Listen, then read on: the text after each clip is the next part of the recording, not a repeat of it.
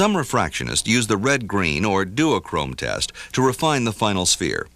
The patient should be a little fogged by adding a little plus sphere power to about the 20/25 vision level before introducing the test, for the red-green target provides poor control of accommodation.